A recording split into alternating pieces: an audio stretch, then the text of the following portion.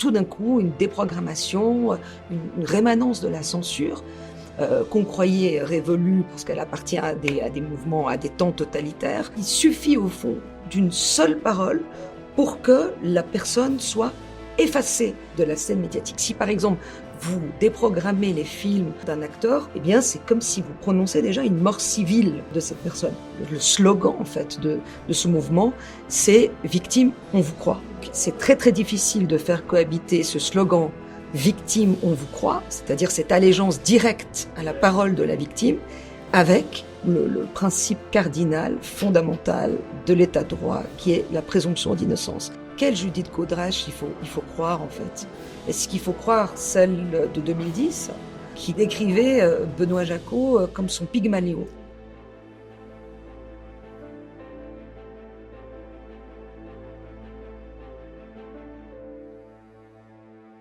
Bonjour Maître Yael Hayat. Bonjour. Merci beaucoup d'avoir accepté cette interview pour NTD. Je vous en prie. On vous reçoit aujourd'hui au restaurant Côté Square de l'hôtel Bristol de Genève pour parler du mouvement #MeToo qui fait beaucoup de bruit en ce moment.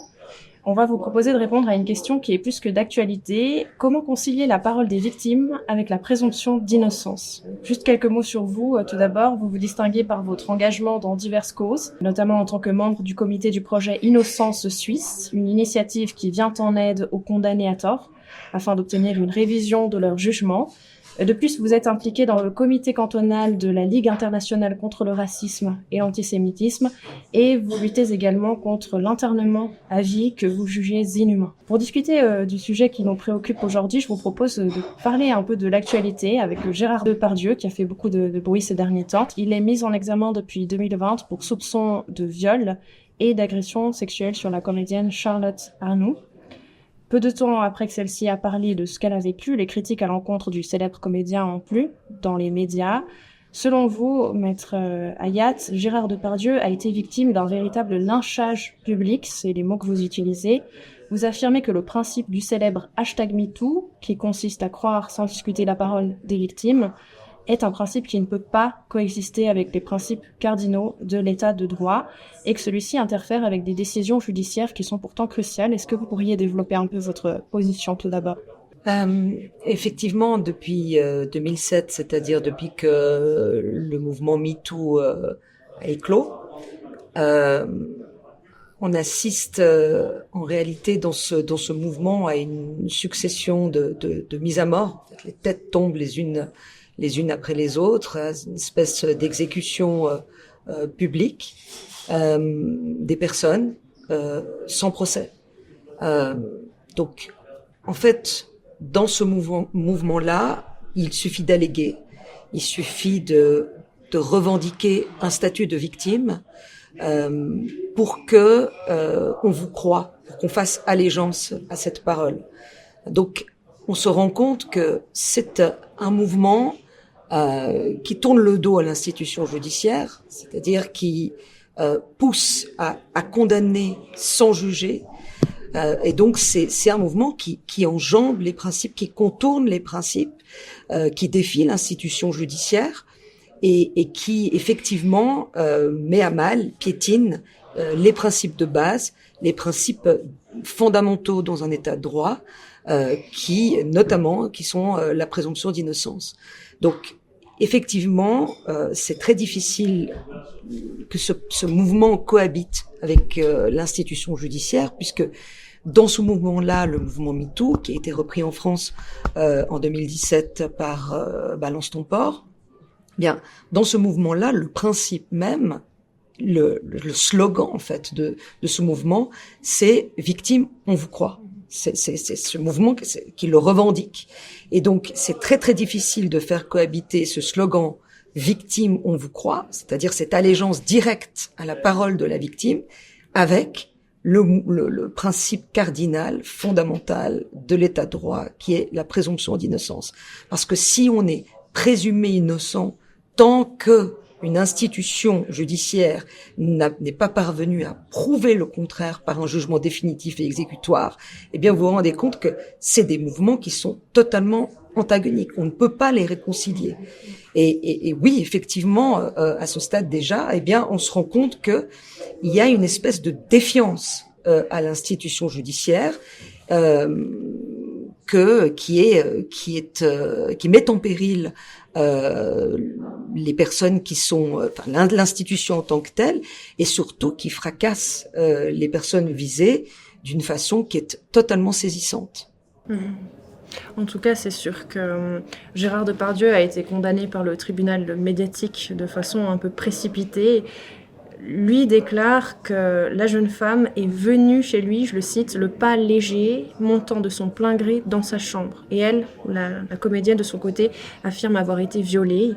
Dans ce contexte, c'est vrai, on a vu des journalistes, des citoyens se dresser en justiciers, je vous cite, tentant de rendre justice sans respecter les devoirs ni les mécanismes de protection juridique censés nous prémunir de potentielles erreurs judiciaires. C'est une affirmation forte. Moi, je suis tentée de vous poser la question, est-ce que vous avez ressenti que ces dernières années, le processus judiciaire a été entravé par l'influence de ce mouvement MeToo? Est-ce qu'il y a des erreurs judiciaires qui ont été commises peut-être à cause de cette pression médiatique? C'est très difficile de dresser un inventaire de cela, mais ce qui est une évidence, c'est que aujourd'hui, en réalité, la justice, entre guillemets, quand je parle de justice, c'est-à-dire qu'il y a l'instance médiatique et il y a l'instance judiciaire. Et le temps médiatique n'est évidemment pas le temps judiciaire. Donc, c'est très difficile de se prononcer sur n'importe quelle affaire en cours, puisque là, notamment dans l'affaire Depardieu, la justice est saisie. Et vous voyez bien que ces temps-là ne coïncident pas. Et ce qui est saisissant déjà, c'est que, en particulier dans cette affaire, mais pour toute personne qui est visée au fond par ce mouvement, c'est que on assiste à une condamnation avant même que le jugement soit rendu. On assiste à par exemple en Suisse, comme dans d'autres pays, la Belgique, je crois également, tout d'un coup une déprogrammation, une sanction et on va dire une censure, une rémanence de la censure qu'on croyait révolue parce qu'elle appartient à des mouvements, à des temps totalitaires, et on se rend compte que alors qui suffit au fond d'une seule parole pour que la personne soit effacée de la scène médiatique. Si par exemple vous déprogrammez les films, l'œuvre d'un acteur, que ce soit Gérard Depardieu ou à l'instar de d'autres personnes qui sont visées par ce mouvement, eh bien c'est comme si vous prononcez déjà une mort civile au fond de cette personne. Et c'est évidemment très saisissant parce que finalement, on n'en sait rien, ni vous, ni moi, ni personne d'ailleurs. On n'en sait rien de ce qui s'est passé. On n'en sait rien parce que c'est un huis clos et que la justice fera son travail. Mais ce qui est saisissant, c'est que d'emblée, au fond, toutes ces personnes qui adhèrent à cette parole entre guillemets des plaignantes, eh bien renversent ce principe, et soudainement, alors que même Gérard Depardieu n'a jamais été confronté à ces plaignantes, n'a jamais été même entendu par la justice, il est déjà on va dire, totalement effacé de la scène. Et toute personne qui s'est aventurée à le soutenir d'une façon ou d'une autre, on a pu suivre à quel point ces personnes ont dû finalement se retirer de la liste parce que elles faisaient l'objet de toutes sortes de représailles ou de critiques. Donc c'est un mouvement qui, à mon sens, est totalitaire. C'est un mouvement qui sème la terreur, comme vraiment la terreur au sens qu'on a connu dans l'histoire de post-révolution française. C'est une sorte de dictature de la pensée. C'est une période effroyable. J'ai l'impression qu'on est un peu dans une période d'éclipse de la raison. Alors, à quel point cette période, ce mouvement, ces cris, ces slogans, tout ce qui est proclamé, etc., à quel point ça influence la justice, c'est très difficile de répondre à cette question. Mais ce qui est certain, c'est que si Gérard Depardieu devait demain être jugé par une instance judiciaire, par des juges qui sont restitués et pas des gens qui se prennent pour des juges mais des juges, et par il est devant dans une cadre d'une véritable enceinte judiciaire, eh bien ce sera ce que j'appellerais un procès à rebours, c'est-à-dire que les juges devront se désencombrer de tout ce vacarme, de tout ce qui aurait été dit sur lui, et de parvenir à porter sur lui un regard cristallin. C'est-à-dire que s'il devait être sur le banc des accusés, il devra, comme à l'instar de tout autre accusé, être au bénéfice de cette présomption d'innocence. Et quand on parle d'innocence, cette présomption d'innocence sur un homme dont que tous les journaux ont noirci, eh bien, c'est une véritable gageure. C'est là où pour la justice, c'est très très difficile, on va dire, d'être restitué dans cet exercice-là. Il faut un véritable travail dans une sorte de verticalité, c'est-à-dire qu'il faut se hisser, il faut s'excentrer de tout ce qui a été dit et parvenir, au fond, à rendre la justice sans rendre des comptes à qui que ce soit. Et à tous ces mouvements qui attendent, évidemment, qui tirent un peu les juges par leurs manches. Et c'est là où je pense que l'exercice, si on devait aller jusque-là, relèvera d'une véritable épreuve. Mmh. Il est possible en tout cas que les tribunaux, de façon générale, soient influencés et avec ces mœurs qui évoluent, on a plus tendance à se dire que finalement l'homme est par essence coupable ou mauvais et la femme est victime de toute évidence à partir du moment où elle prend la parole. Ça pourrait peut-être se répandre dans les tribunaux, cette idée reçue en fait avec les mœurs qui sont en train d'être complètement bouleversées. Bah écoutez, c'est vrai que le mouvement MeToo, j'ai l'impression que divise le monde, d'une part les porcins d'un côté, et puis les femmes de l'autre, suivies par toutes sortes de moutons qui, sans savoir quoi que ce soit, cliquent simplement MeToo, c'est-à-dire sans même connaître la cause, sans avoir le moindre contour de ce qui est vrai, de ce qui est pas vrai, sans avoir entendu un témoin, sans avoir une quelconque idée, au fond, adhère. D'accord ? Donc, c'est vrai que ce mouvement néo-féministe interpelle.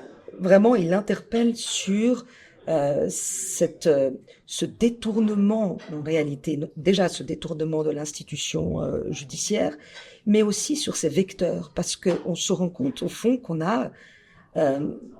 que c'est une sorte de vengeance, au fond. On paye aujourd'hui, en fait, le prix d'un certain mutisme, d'une certaine passivité, probablement qu'il y avait quelque chose, il y a quelque chose à dire.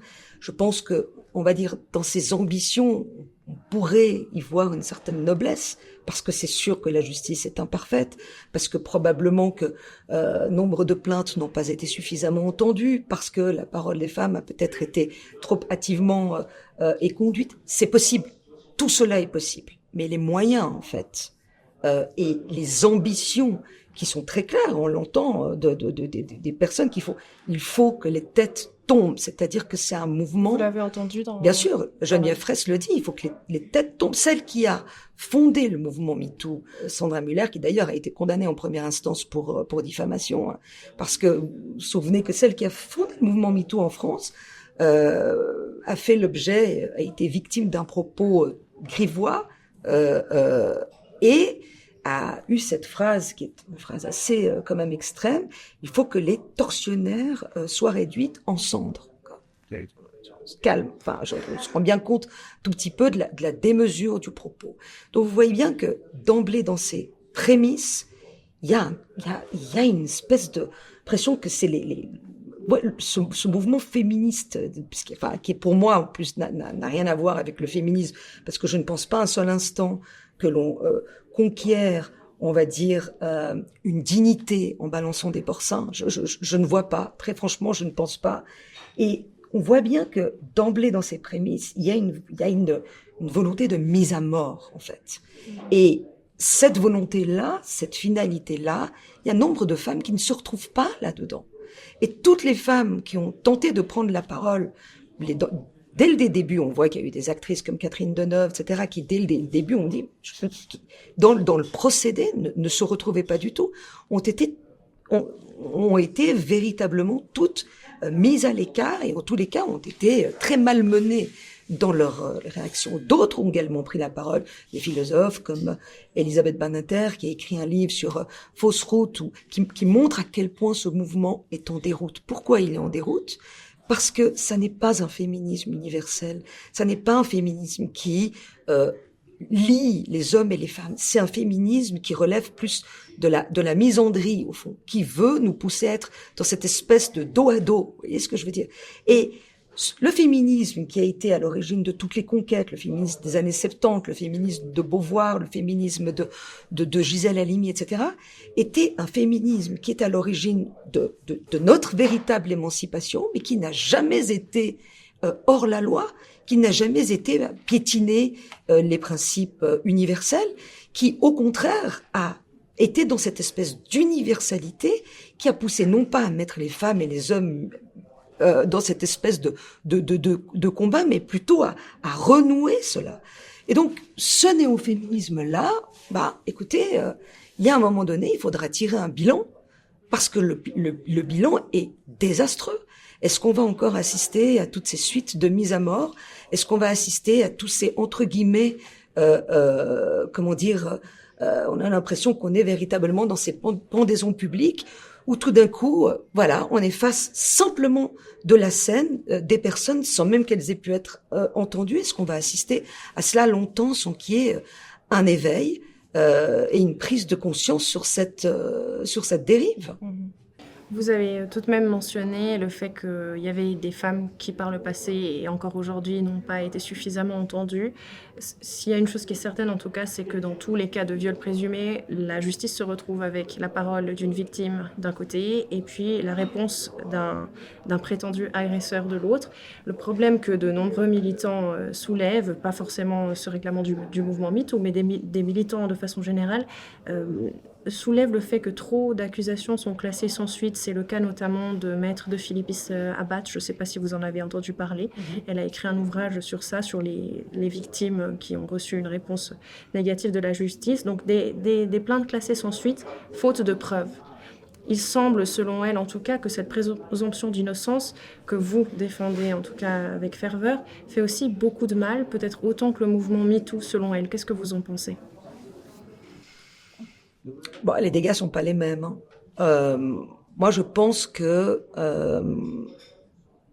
lorsqu'on porte une accusation, en particulier une accusation de viol, qui est une accusation, une des accusations les plus infamantes.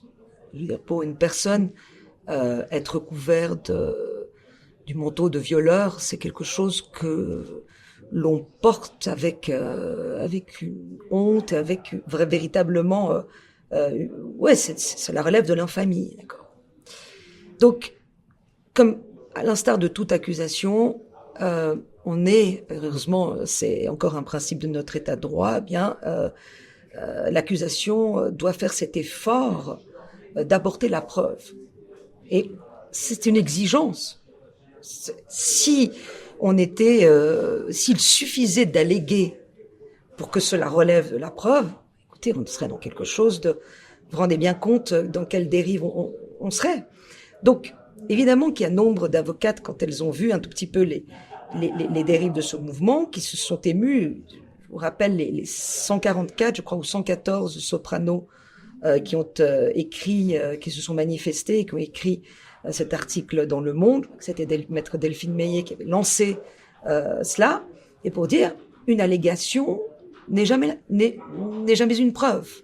Donc, alléguer, et c'est pour ça qu'aujourd'hui, on s'émeut de cette parole et de la valeur probante qui est donnée à ces paroles. On vous entend, c'est une chose, on vous croit, c'est une autre. D'accord. Donc, il y a cette exigence de la preuve. Et c'est vrai que, en matière sexuelle, l'exigence de la preuve, elle est très ténue. Parce qu'on est bien souvent dans ce huis clos et dans cette parole de l'un contre l'autre. Mais pour autant, est-ce qu'on doit faiblir dans l'exigence ? Qu'est-ce qu'on a, en fait, comme réponse à donner ? On se rend bien compte qu'en réalité, tout cela va être une question de crédibilité. Parce que vous pouvez avoir, et c'est d'ailleurs, je pense, nombre de situations qui occupent les instances pénales, vous pouvez avoir véritablement un malentendu entre deux personnes. Vous pouvez avoir une vérité subjective qui est qu'une personne se ressent qu'elle a été violée dans son intimité.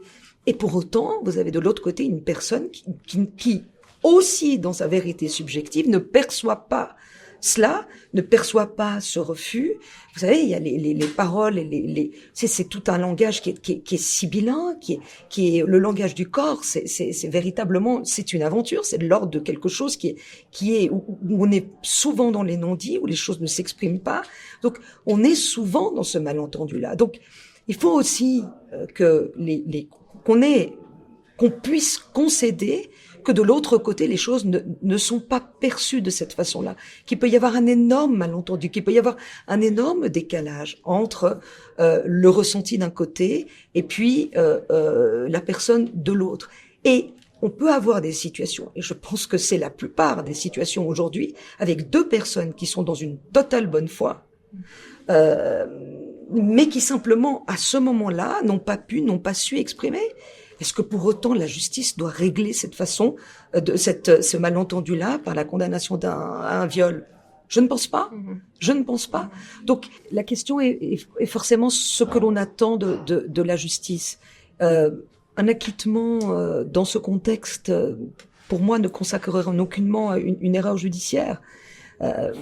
Il faut, même si vraiment on peut être déçu d'une justice qui est par définition imparfaite, à l'évidence. Je crois que si l'on respecte les principes, c'est la seule façon précisément de ne pas consacrer une erreur judiciaire. En fait, ces principes-là, ce sont des garde-fous. C'est ces principes qui préservent précisément l'erreur judiciaire, et c'est pour ça que la justice doit être rendue dans l'enceinte judiciaire, parce que ces principes les guident les juges dans leur appréciation. Et c'est quelque chose à préserver comme un écrin, parce que finalement, de savoir qui, dans cette espèce de huis clos, dans ces étreintes-là, comment percevoir finalement la crédibilité des uns et des autres, si on a chevillé au corps ces principes cardinaux, je pense qu'on se met à l'abri précisément d'une erreur. Là, aujourd'hui, dans ce mouvement, eh bien, on abdique par rapport à ça. C'est-à-dire que on pense qu'on rend une justice, mais ça n'a rien à voir avec la justice. Parce que rendre la justice, c'est faire allégeance à ses principes. Vous voyez, on peut pas dire on rend justice et puis on met de côté les principes qui la cadrent précisément. Donc, c'est autre chose. C'est une vengeance, c'est une sanction, c'est autre chose, mais ça n'a rien à voir avec la justice.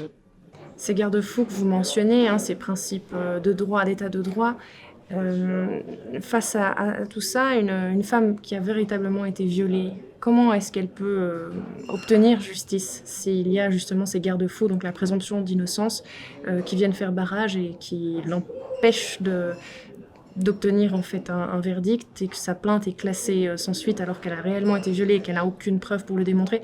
Comment est-ce qu'une femme peut obtenir un peu d'apaisement de ce côté-là, du point de vue judiciaire? Moi, je pense que personne qui a subi un viol, lorsqu'elle saisit la justice, elle doit être déjà consciente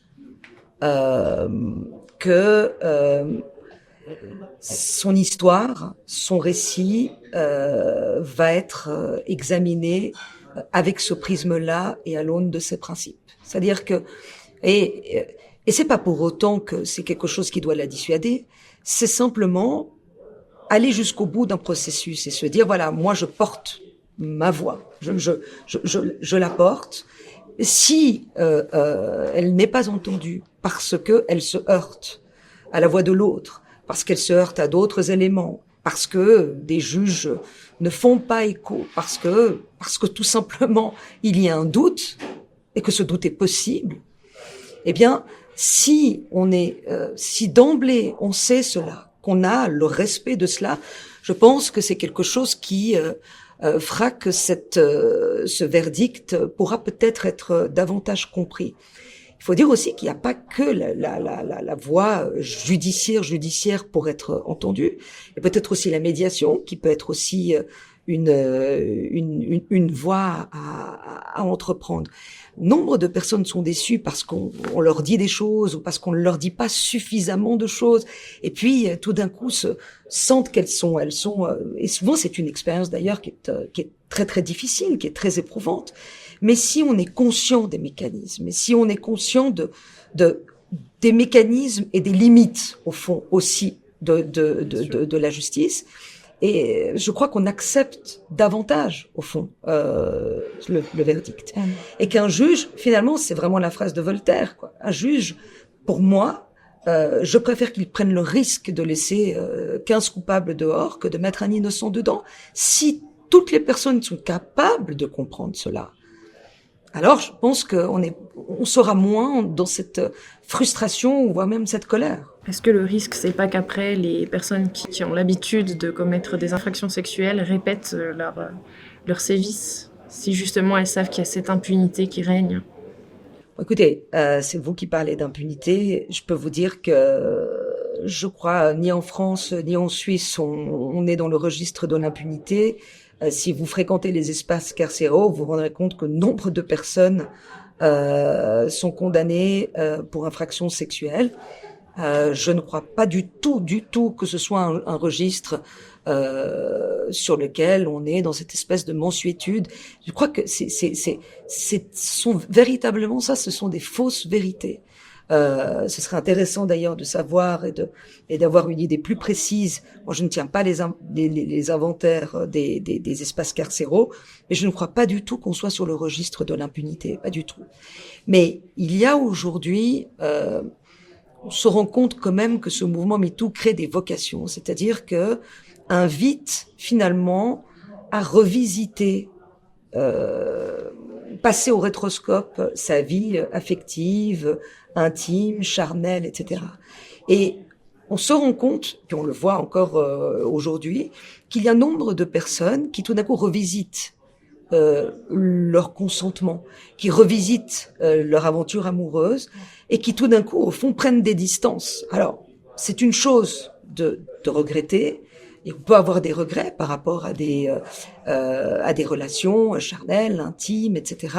Se dire, mais finalement, est-ce que je voulais vraiment? Peut-être pas, etc. Mais certaines vont encore plus loin et renient cette relation-là. Et ces affaires-là, elles occupent beaucoup aujourd'hui l'espace judiciaire. C'est-à-dire tout d'un coup une façon de revisiter, de ne plus se retrouver dans ce qu'on a été. Et tout d'un coup, de se dire, mais finalement, ce consentement, on a interrogé, questionné sur la notion de consentement. Et à l'évidence, vous vous rendez bien compte que ces affaires-là questionnent, interrogent et posent problème, véritablement. Parce on peut regretter une relation affective, on peut regretter une relation charnelle, ne pas tout à fait se retrouver dans la personne qu'on a été. Pour autant, traduire cela en viol ou en contrainte sexuelle, c'est autre chose. C'est autre chose. Dans l'affaire Depardieu, j'ai l'impression que c'est un peu le cas. Alors bien sûr, je peux pas parler à la place de la comédienne qui a porté plainte, mais en tout cas, dans son récit, on entend qu'elle fait valoir le fait qu'elle est retournée chez Gérard Depardieu une deuxième fois. Et je trouve que c'est assez intéressant parce qu'une personne qui sent qu'elle est dans un état d'aliénation ou qu'elle devrait se méfier d'une personne, en général ne retourne pas chez la personne qui est prétendument violeur. Et là, c'est pas des années après qu'elle porte plainte, c'est quelques semaines après qu'elle va raconter à ses proches ce qu'elle a vécu. Donc il y a une sorte de contradiction en fait dans le récit. D'un côté, elle dit que c'est un prédateur, mais de l'autre, elle va frapper une seconde fois à sa porte. Alors, bien sûr, loin de moi l'idée d'accuser cette femme d'être une menteuse ou quoi que ce soit, mais en tout cas, il y a un peu une contradiction dans le récit qu'elle a rapporté. Je pense qu'il y a, écoutez, j'ai pour habitude de pas me prononcer lorsque une affaire est vraiment sous le prisme judiciaire. Mais c'est vrai que les éléments que vous relevez invitent à la circonspection, parce que c'est très très rare, effectivement, que alors qu'on vient de traverser quelque chose qui relève d'une totale violence, prétendument violence, on y retourne. Je veux dire, il y a un moment donné, mais vous savez, c'est toute une question aussi de bon sens. J'ai l'impression que on s'éloigne, on s'égare, mais parce que on est dans cette espèce d'air victimaire. Et c'est ça qui est terrible, parce que je pense que ça n'est pas rendre service aux femmes d'être dans cet état victimaire, en réalité. C'est ça qui est pire que tout. C'est-à-dire que, dans les années 70, justement, quand on se battait pour avoir le droit d'avorter, pour avoir de choisir si l'on veut ou pas garder cet enfant, pour tous ces combats-là, on était véritablement dans une espèce on avait les femmes qui étaient debout. Là, ici, dans ce que ça véhicule comme image, c'est cette espèce d'état victimaire qui est, franchement, pour moi, qui est l'antithèse des femmes. Mais c'est pour ça, d'ailleurs, que je pense que ce mouvement n'est absolument pas féministe. Et d'ailleurs, d'autres le disent. Samantha Gamer, par exemple, qui était véritablement la victime de Roman Polanski, quand elle avait 13 ans, dit elle-même que ce mouvement est devenu une caricature. Parce que il fige la personne dans cette espèce d'état de victime, qui est davantage quelque chose qui relève davantage d'une haine que véritablement de la défense des femmes, vous voyez. Donc aujourd'hui, bien sûr que ce récit laisse totalement circonspect. Bien sûr que, par exemple, une femme qui va voir un homme et qui, le lendemain ou le surlendemain, va le revoir, pourrait quand même, avec le bon sens, se dire que ça ne relève pas d'un cauchemar ou d'un traumatisme ou de quoi que ce soit de cette nature. Et tout d'un coup, ce récit qui en sera fait, oui, ça laisse effectivement, ça interpelle. De même, les femmes qui tout d'un coup, je sais pas, au lendemain, dans les heures, écrivent des messages qui sont plutôt des messages de reconnaissance, des messages où on est encore dans le vertige de la nuit qui vient d'être vécue, et puis des années plus tard, qui tout d'un coup déposent plainte, et on le voit. Donc bien sûr que les juges vont examiner cela, parce que finalement c'est une question de crédibilité. C'est la question de la crédibilité qui va être l'enjeu dans ce genre d'affaires. Et c'est sûr que cette attitude-là, au niveau de la crédibilité, peut déjà, on va dire, nous laisser un tout petit peu vigilants et oui, et très prudent sur précisément le fait qu'on doit rester distant par rapport à cette parole tout d'un coup qui nous est proposée aujourd'hui. En tout cas, c'est certain que le lynchage médiatique, c'est pas la solution à ce système d'impunité qui est dénoncé par certaines personnes. Mais des chiffres qu'on a pu voir notamment sur France Info, 80% des plaintes pour violences conjugales sont classées sans suite en France, avec de tels chiffres, que les plaintes soient justifiées ou non, mais avec de tels chiffres de toute façon qui sont véhiculés assez régulièrement dans les médias. Est-ce que c'est pas compréhensible que les victimes, elles s'érigent en justiciers en réaction à un système judiciaire qui semblerait incapable de répondre à leur détresse? Bien sûr, la justice est imparfaite, et c'est sûr que je pense que il y a toujours une réflexion à tenir. Maintenant, le mouvement MeToo n'est pas du tout consacré aux violences conjugales et violences physiques. Le mouvement MeToo, d'ailleurs, son acronyme, c'est VSSS, c'est-à-dire violences sexistes et sexuelles. Donc, on n'est pas du tout sur la dénonciation, enfin, je veux dire, le leitmotiv, le slogan et la préoccupation du mouvement MeToo, c'est pas les coups, les violences conjugales éprouvées par les femmes. Et là-dessus, il y a aucune discussion, possible. D'ailleurs, il y a souvent aucune discussion, tout simplement parce que le registre de la preuve, malheureusement, parce que quand une femme subit des coups, voilà.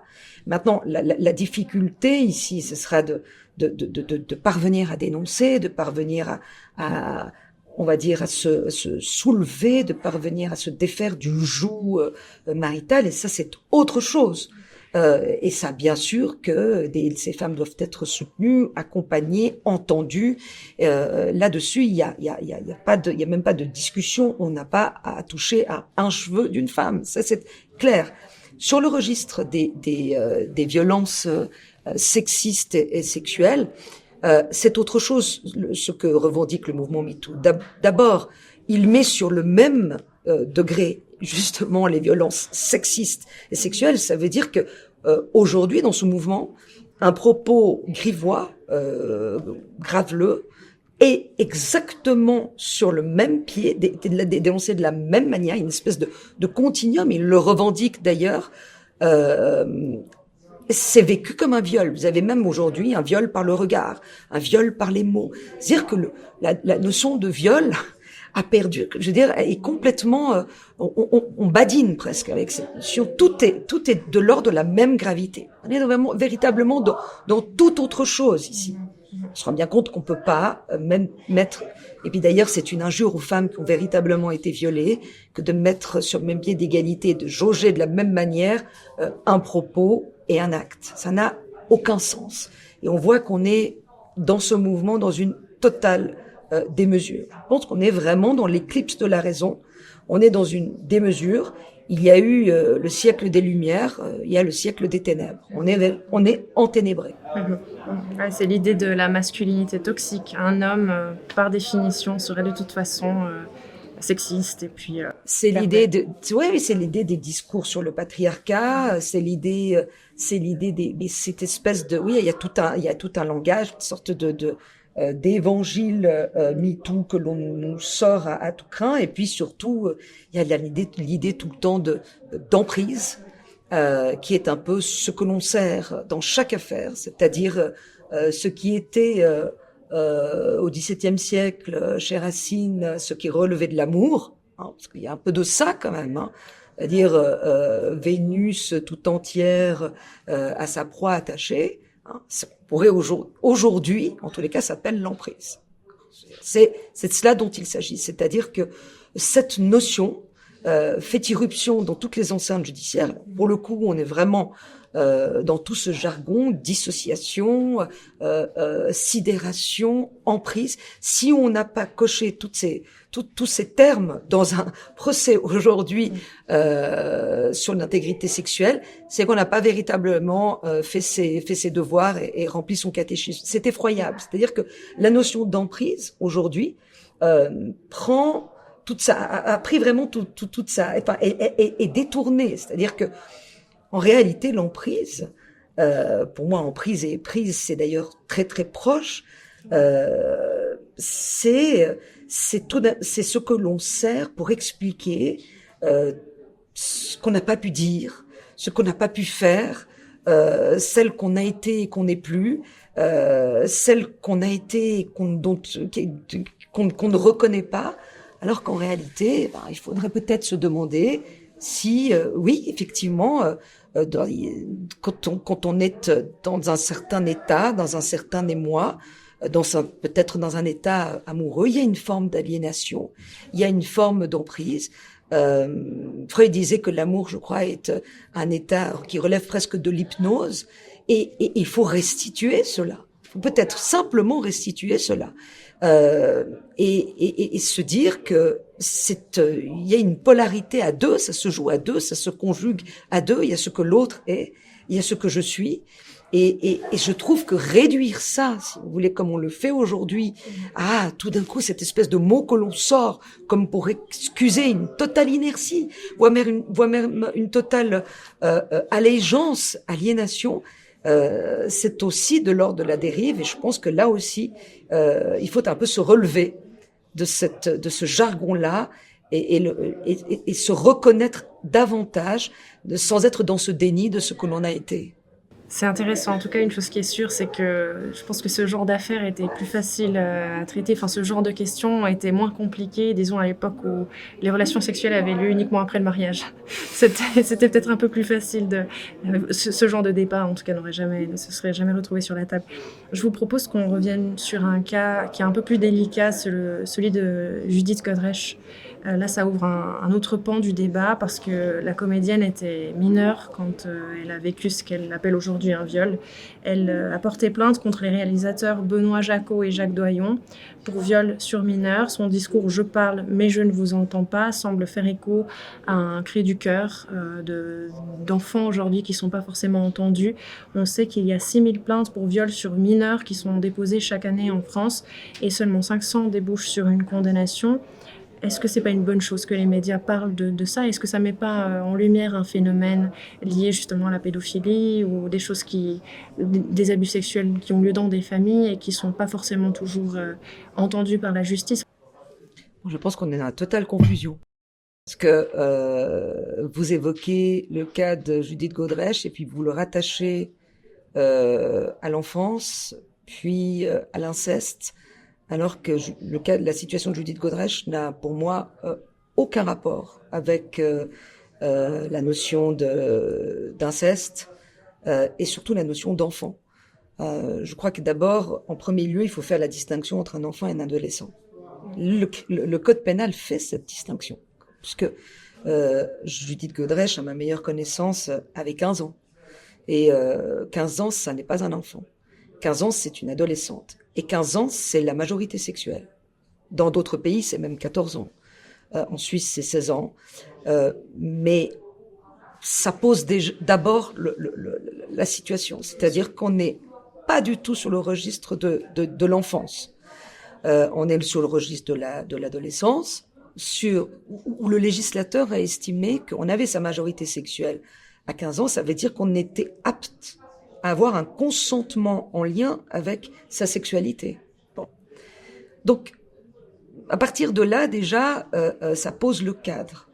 Et puis, ce qui est très étrange, s'agissant de Judith Godrèche, qui a ce discours aujourd'hui, qui curieusement coïncide avec la sortie de son film ou de sa série, coïncidence un peu particulière. Moi, d'abord, je ne ferai pas de commentaires sur le fond de son affaire puisque la justice est saisie, mais c'est très particulier parce que quelle Judith Godrèche il faut croire en fait? Est-ce qu'il faut croire celle de 2010 qui avait alors pour le coup sa maturité de façon très claire, je crois qu'elle avait 40 ans à cette époque, et décrivait Benoît Jacquot comme son Pygmalion.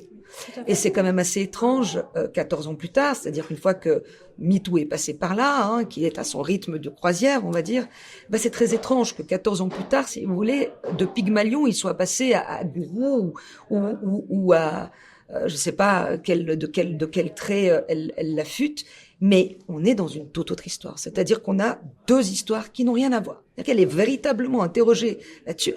Elle raconte son histoire et puis on l'imagine bien à 15 ans être attiré par cet homme-là parce qu'il est attirant, mais il est attirant aussi parce qu'il est. D'accord ? C'est pas que dans un sens. Lui, évidemment, qui met certainement en avant ce qu'il est, mais de l'autre côté, on a aussi une attirance par ce qu'il est. Et on n'a jamais cette espèce de rétrospection sur soi, n'est-ce pas ? On va dire Benoît Jacquot a dû profiter de son statut, etc. Mais si on s'est intéressé à lui, c'est peut-être aussi parce qu'il avait ce statut-là. J'en sais rien, mais c'est quand même quelque chose. Je ne sais pas si Benoît Jacquot, à 40 ans, s'il n'était pas l'homme qu'il était à cette époque-là, si cette jeune fille aurait vraiment été attirée par lui. Je n'en sais rien. Mais ce que j'essaie de vous dire, c'est que c'est quand même très étrange ces deux récits qui se succèdent et qui se réconcilient pas. Et qui ne se réconcilient pas. Et donc, tout d'un coup, on est, on va dire, érigé comme l'égérie de ce mouvement. C'est comme si c'est tout juste si l'Académie des Césars ne s'était pas récemment, mais prosternée devant cette femme. On a ces deux hommes qui sont accusés, qui n'ont pas été entendus, mais évidemment qui contestent. Et tout d'un coup, on a cette salle qui se lève. Je trouve ça, très franchement, je trouve ça dramatique. Et je trouve ça, pour moi, on atteint les confins de la dérive de MeToo. On a toute celle-là qui n'en sait rien, qui ne sait pas du tout, qui n'a aucune idée de ce qu'était la relation entre cette femme et puis les personnes visées, et qui font allégeance et qui condamnent ces hommes, parce qu'on voit qu'ils sont condamnés. La plupart d'ailleurs des salles de cinéma ont déprogrammé les films qui l'un et l'autre devaient sortir. Donc cette affaire révèle exactement le mécanisme de MeToo. J'allègue, je condamne, je punis. C'est exactement ce qui se passe avec un clic, c'est-à-dire d'une façon expéditive, en contournant tous les principes. Et pour moi, cette affaire est très grave. Alors, bien sûr qu'à côté, il y a l'enfance, il y a l'inceste, mais ça n'a aucun rapport avec l'affaire de Judith Godrèche. Et Judith Godrèche, encore une fois, ça laisse. On a évoqué tout à l'heure les éléments qui doivent rendre vigilants, circonspects, etc. Là, c'est plus que cela. Là, on a véritablement quelqu'un qui s'exprime et qui se livre sur la relation qu'elle a eue. Et on a véritablement l'impression qu'à cette époque, parce que c'était très tendance de sortir avec quelqu'un qui était beaucoup plus âgé qu'elle, sans qu'on appelle cela de l'emprise, vous voyez. À cette époque, c'était très tendance de dire, tiens, j'ai mon copain, il a 40 ans, et qu'il la porte en plus. C'était son véritable Pygmalion, c'est-à-dire qu'il la façonne et qu'il la porte, qu'il la met, qui en fait aussi ce qu'elle est devenue, cette actrice qu'elle est devenue, puisqu'elle était à l'aube de sa carrière. Et puis, des années plus tard, noircir, renier ce qu'on en a été, moi je vous dis que véritablement il y a, je suis très, oui, je disais qu'on est dans le siècle des ténèbres. Je pense que cette affaire révèle vraiment cela, et il faut attendre la justice, et j'espère qu'elle passera par là. Vraiment, j'espère qu'elle passera par là, qu'elle parviendra à restituer un tout petit peu ses récits. Mais je suis assez heurtée par l'espace dont elle a pu, l'espace qui a été donné, et ce fait de croire sans distinction, porter une espèce de regard comme ça. Moi, j'attends au fond des gens qui portent un regard dessillé. Il suffit pas d'avoir les yeux ronds, disait Brecht. Il faut porter un regard dessillé sur les choses. Et je crois qu'il est temps qu'on sorte de cette espèce d'aveuglement et qu'on parvienne à porter un regard dessillé sur les êtres, en restituant ces principes de base, parce que là, on est véritablement dans une dérive, et je pense qu'avec cette affaire, on a touché le fond. C'est vrai qu'en tout cas, juste avant de venir, j'ai regardé justement une émission, je sais plus si c'était sur Thé ou café. 5. Oui, c'est ça.